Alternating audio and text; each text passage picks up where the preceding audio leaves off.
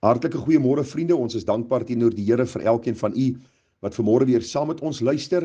Ons is dankbaar teenoor die Here dat hy ons uitgespaar het, ons 'n nuwe dag geskenk het en dat ons ook dan die dag tegemoet kan gaan in sy wonderlike naam. Nou soos jy weet is ons besig met so kort reeksie wat handel oor die gedagte toetse om vas te stel of dit wel is met my siel.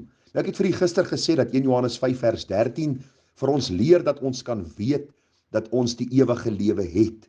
Dat ons sekerheid van saligheid kan hê, nie omdat ons arrogant of verwaand is nie, maar omdat God vir ons deur sy woord hierdie sekerheid gee en ook vir sy kinders hierdie sekerheid wil gee, sodat hulle met vrymoedigheid kan lewe te midde van 'n krom en verdraaide geslag.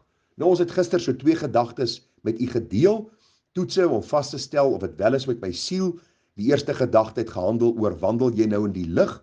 Vir u gesê as ons gered word ons oorgebring van die koninkryk van die duisternis na die koninkryk van die lig, van die werke van die duiwel na die werke van Christus. Met ander woorde, daar is 'n duidelike verandering in my lewe en die bloed van Christus reinig my gedurig van alle sonde. Soos ek in die lig wandel, so word ek meer bewus van my sondigheid. Ek bely dit voor die Here en dis 'n duidelike eienskap van iemand wat aan die Here Jesus Christus behoort. Die tweede gedagte was gister gewees, is jy gehoorsaam aan God se woord. 1 Johannes 2 vers 3 sê baie duidelik, en hieraan weet ons dat ons hom ken, as ons sy gebooie bewaar. Vers 4, wat sê as ek sê ek ken die Here en sy gebooie nie bewaar nie, is ek 'n leienaar en is die waarheid nie in my nie. Ek het vir julle ook die pragtige aanhaling van D.L. Moody gegee, wat vir ons baie duidelik leer, dat kinders van die Here mense is, wat nie net die woord lees nie, wat nie net oor die woord redeneer nie, maar wat ook die woord uitleef. En hy het gesê, a holy life will produce the deepest impression. Baie belangrik om hierdie waarheid dan raak te sien. Die derde gedagte waarna ons gaan kyk, toetse om te kyk of dit wel is met my siel, is daar 'n diep gewortelde haat vir sonde. Is daar 'n diep gewortelde haat vir sonde? Nou 1 Johannes 2 vers 15 sê vir ons, moenie die wêreld lief hê of die dinge wat in die wêreld is nie. As iemand die wêreld liefhet, dan is die liefde van die Vader nie in hom nie. Want alles wat in die wêreld is, die begeerlikheid van die vlees en die begeerlikheid van die oë en die grootsheid van die lewe, is nie uit die Vader nie, maar is uit die wêreld. En die wêreld gaan verby in sy begeerlikheid, maar hy wat die wil van God doen, bly vir ewig. Vriende, hier is 'n baie duidelike toets of ek aan die Here Jesus behoort.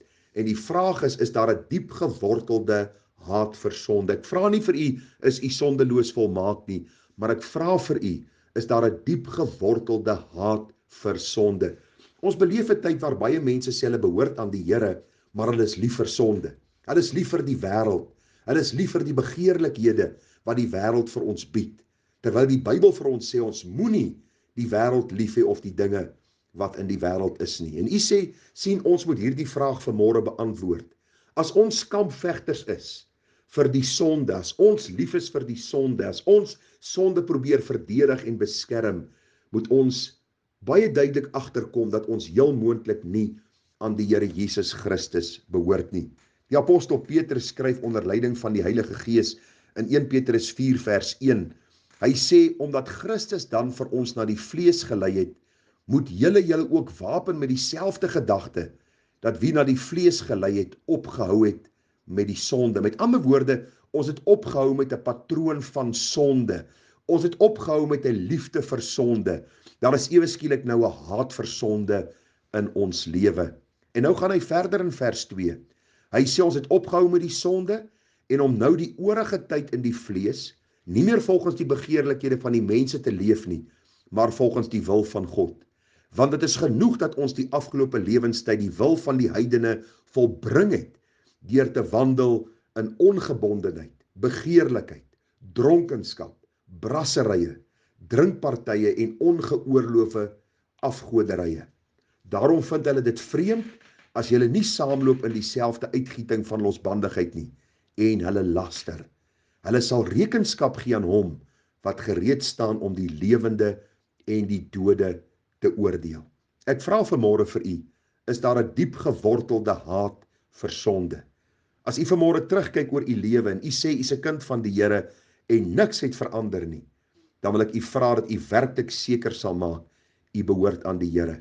Maar as u kan sien daar is 'n haat vir sonde in u lewe, dat u wegvlug van die begeerlikhede van die wêreld en die vlees, dan wil ek vir u sê daar's 'n duidelike teken in u lewe dat u aan die Here Jesus Christus behoort.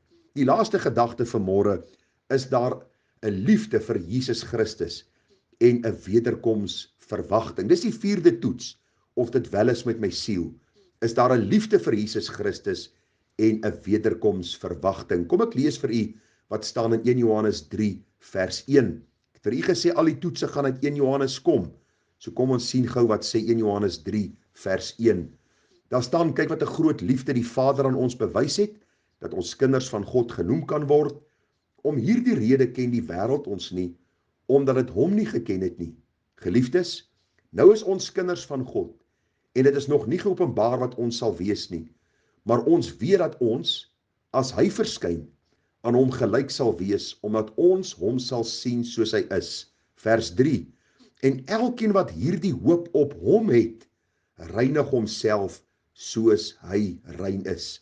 U sien vriende, 'n liefde vir Jesus Christus is 'n liefde wat gekenmerk word deur 'n lewe waar ek uitsien om hierdie Here Jesus eendag te sien. Daar is 'n begeerte om meer te word soos Jesus. Daar is 'n begeerte om te wandel in sy voetstappe. Daarom sê die Bybel vir ons baie duidelik, dat hierdie Here Jesus Christus wat ons vrygekoop het, ook sy liefde in ons hart uitgestort het, en ook 'n begeerte in ons harte uitgestort het, wat ons 'n verlange gee na sy koms, en om hom eendag in sy heerlikheid te sien soos hy is. Daarom sê die Bybel vir ons in 1 Johannes 4 vers 19, ons het hom lief, omdat hy ons eerste lief gehad het. Die apostel Paulus sê dit so baie mooi in Filippense 1 vers 23. Hy sê, want ek word van weerskante gedring. Ek het 'n verlange om heen te gaan en met Christus te wees, want dit is verre weg die beste. U sien, die dag as jy gered word, begin jou begeertes heeltemal verander. Waar jy eers 'n begeerte gehad het na die dinge van die wêreld, begin jou begeerte verskuif na die hemelse dinge. Ek wil meer word soos Jesus. Ek verlang om te sien in sy heerlikheid. Ek verwag hom op die wolk om te kom om my te kom haal. En daarom sê die Bybel vir ons baie duidelik, dat hierdie drang in ons siele, ons ook moet dryf om God meer welbehaaglik te wees. So kom ons kyk gou vinnig na die eerste 4 gedagtes wat ons reeds hanteer het. Toets gou u self, of dit wel is met u siel. Vra u self die vraag af, wandel ek nou in die lig? Vra u self die vraag af, is jy nou gehoorsaam aan God se woord? Vra jouself die vraag af, is daar 'n diep gewortelde haat vir sonde, en is daar 'n liefde vir Jesus Christus en 'n wederkomsverwagting? As u kan sê met groot sekerheid, ek kan hierdie goed in my lewe sien, dis miskien nie volmaak en volkome nie, maar ek sien duidelike eienskappe van hierdie goed in my lewe, dan sê die Bybel vir ons dat ons met sekerheid kan sê dat die Here werk in ons siele gedoen het en dat ons aan die Here Jesus Christus behoort, en sy Gees sal ook hierdie sekerheid al hoe vaster maak in my siel, na mate ek die pad saam met die Here stap. Mag die Here u seën, mag hy u versterk, en mag hy hierdie sekerheid vasmaak in u siel, sodat u met vrymoedigheid kan lewe, ook in hierdie dag wat die Here ons gegee het. Baie liefde, baie seën, baie groete, en 'n mooi dagie vir u verder. Tada!